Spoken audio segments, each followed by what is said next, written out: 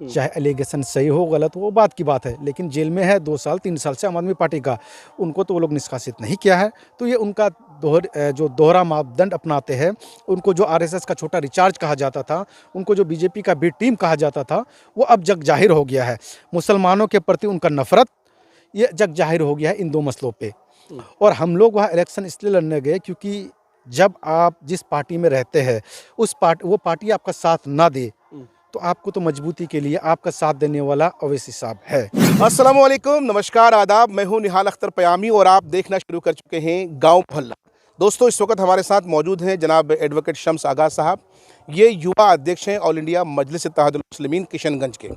आप सबों को पता है कि इस वक्त राष्ट्रीय राजधानी दिल्ली में चुनाव है और चुनाव को लेकर काफ़ी गहमा गहमी का माहौल है, क्योंकि ये AIMIM से आते हैं। जाहिर है सवाल भी AIMIM से रिलेटेड हम पूछेंगे। और आप सबों को पता है कि दिल्ली में 2 सीट ऐसी हैं, 2 लीडर ऐसे हैं जिनको लेकर के काफ़ी गहमा गहमी का माहौल है। ओखला से जो है शिफाउर रहमान साहब और एक ताहिर हुसैन साहब, इन दोनों लोगों को ऑल इंडिया मजलिस इत्तेहादुल मुस्लिमीन ने अपना उम्मीदवार बनाया है। इनके चुनाव को लेकर के हमारे शम्स आगा साहब क्या राय रखते हैं और कितना इम्पैक्ट पड़ने वाला है। और दूसरी बात, अहम बात, सबसे महत्वपूर्ण बात, वक्फ संशोधन विधेयक JPC ने उसको मंजूरी दे दी है। हालांकि कुछ दिन पहले इसी JPC की जो कमेटी थी, जो टीम थी, और इस टीम में जो मुस्लिम लीडरान थे उनको बर्खास्त कर दिया गया था।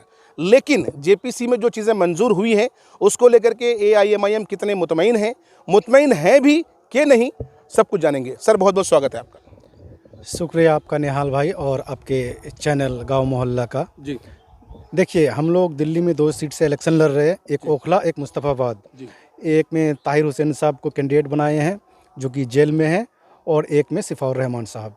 आप लोगों को पता होना चाहिए ये वही लोग हैं, यही वही कैंडिडेट है जी जो कि आपका जो SC NRC के वक्त प्रोटेस्ट हो रहा था, शिफाउर रहमान साहब उस वक्त सबसे ज़्यादा बढ़ चढ़ के हिस्सा लिए थे। उन्होंने पुलिस का लाठी डंडा खाया था और उसी वक्त से वो जेल में है।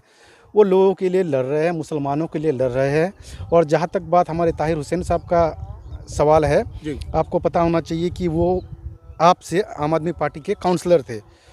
उसको दिल्ली दंगा का आरोपी बनाया गया बस अपना रक्षा करने के लिए, क्योंकि हमारा संविधान में इवन कि जो पुराना IPC था, जो अभी का BNS है, इसमें हमें ये हक दिया गया है कि हम अपना प्राइवेट डिफेंस कर सकते हैं। अगर हमारे जान को ख़तरा है तो हम अपना बचाव के लिए दूसरे का जान ले सकते हैं। तो ताहिर हुसैन के ऊपर जो एलिगेशन लगाया है कि उन्होंने दंगा कराया था, ये सरासर गलत है।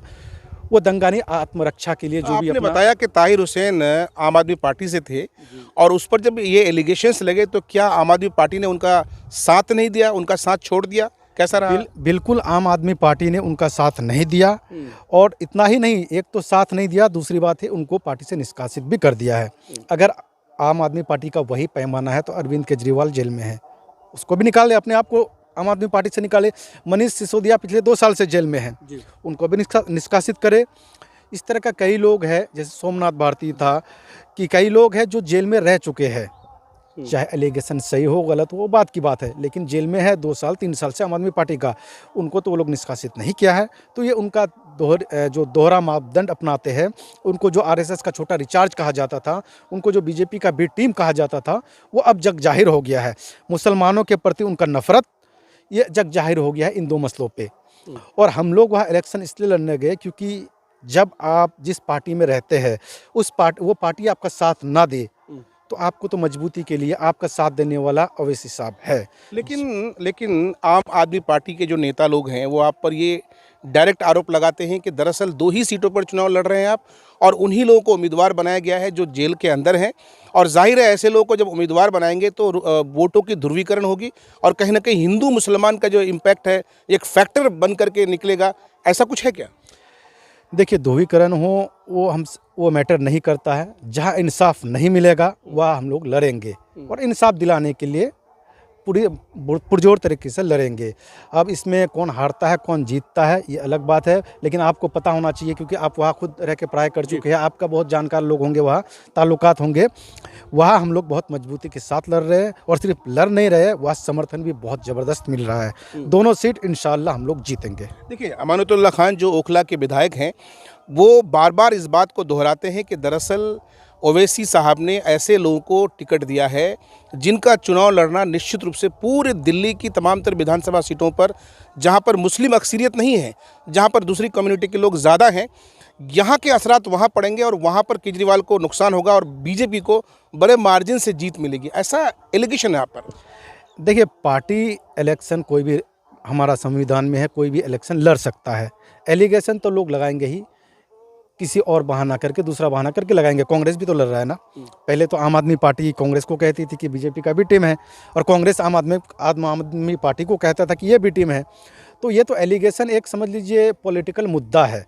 ये उनके पास कोई जेन्युइन रीज़न नहीं है इलेक्शन लड़ने का कि हमारे खिलाफ फाइट कर सके। तो एक बहकाने का बहाना है, वो लोगों को गुमराह करने के लिए ऐसा बोलते हैं, ये जीत जाएंगे, बीजेपी को फ़ायदा होगा।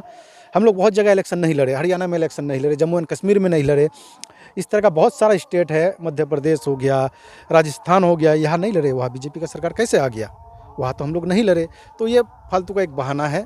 चलिए, तो दोस्तों आपको बताते चलें कि दिल्ली की 2 सीटें काफ़ी हॉट हैं, काफ़ी लोगों का जो है उसमें इंटरेस्ट दिख रहा है, क्योंकि एक ओखला की सीट है और दूसरी जो है आपने मुस्तफाबाद की सीट बताई है। ओखला की अगर हम बात करें तो ओखला से मनीष चौधरी जो भाजपा के कैंडिडेट हैं, और वहीं अमानतुल्लाह खान सिटिंग एमएलए, उसी तरह से जो है अरीबा खान, आसिफ मोहम्मद खान की बेटी जो कांग्रेस से चुनाव लड़ रही हैं, और शिफा और रहमान साहब जिसको ऑल इंडिया मजलिस इत्तेहादुल मुस्लिमीन ने अपना उम्मीदवार बनाया है। CA, NRC, NPR, Shaheen Bagh protest में आज भी बेचारे सलाखों के पीछे हैं। दिल्ली चुनाव को लेकर, इन उम्मीदवारों को लेकर आप क्या कहते हैं, आप क्या समझते हैं, इस पर अपनी प्रतिक्रिया ज़रूर दीजिएगा। लेकिन उससे पहले एक अहम सवाल, एक महत्वपूर्ण बात जो समझनी है सर, कि जिस तरीके से वक्फ संशोधन कानून को लेकर जो जेपीसी की जो टीम गठित की गई थी और वहाँ से मंजूरी मिल गई है, कहा जा रहा है कि कुछ लोगों में नाराज़गी है, कुछ लोग कहते हैं कि भाई ये तो वैसा ही हुआ जैसा सरकार चाह रही थी। आप क्या कहते हैं? थोड़ा सा करीब जी, ये बिल्कुल सही बात है। जी, ये बिल्कुल सही बात है कि जैसा सरकार जो कानून बनाया था, जो बिल में था, वो वैसा ही बना है। जो पार्लियामेंट जेपीसी बना था, जॉइंट पार्लियामेंट्री कमेटी, उसमें जितने भी मेंबर्स थे, जो अपोजिशन के मेंबर्स थे, उन्होंने जितना रिकमेंडेशन दिया है, लगभग 99% उनका रिकमेंडेशन को रिजेक्ट कर दिया गया है। और जो उनके सांसद थे, उन्होंने जो रिकमेंडेशन दिया है उनको एक्सेप्ट किया गया है। तो ये सिर्फ जो जेपीसी था एक तरह का दिखावा था, और आप देख चुके हैं कि कई बार उसमें हंगामा भी हुआ है। आप जॉइंट पार्लियामेंट्री कमेटी उस चीज़ में बनाते हैं जिस चीज़ में उसका बनाने का मकसद ये होता है कि जो हर पार्टी के लोग रिकमेंडेशन दे उसको एक्सेप्ट किया जाए। नहीं तो आपको अगर वही बिल पास करना होता है तो ये तो सारा दिखावा था। और इसके साथ में कई पार्टी ऐसा है जिसका असली जो चेहरा है जनता के सामने उजागर हुआ है, जैसे कि जेडीयू पार्टी है, उन्होंने इस बिल का समर्थन दिया है हर तरह से। हालांकि वो हर जगह बयान देते थे कि हम उनके खिलाफ हैं, उनके नेता बयान देते थे हम उनके खिलाफ हैं, लेकिन हर वक्त जब बिल का सपोर्ट करने के बात आता है, जहाँ मुसलमानों के खिलाफ कोई भी बिल पास होता है, कहीं ना कहीं वो लोग जाके समर्थन दे देते हैं। और इसमें भी वही हुआ है, वक्फ वाले बिल में भी जेडीयू ने समर्थन दे दिया है। तो कहीं ना कहीं शम्स साहब का कहना है, मजलिस का कहना है कि जदयू अगर चाहे तो आज भी जो है इस पर जो भी आगे का प्रोसेस है उसमें मुखालिफत कर सकती है और करना चाहिए, क्योंकि मामला मुसलमानों के हुकूक का है, मामला वक्फ संशोधन विधेयक का है।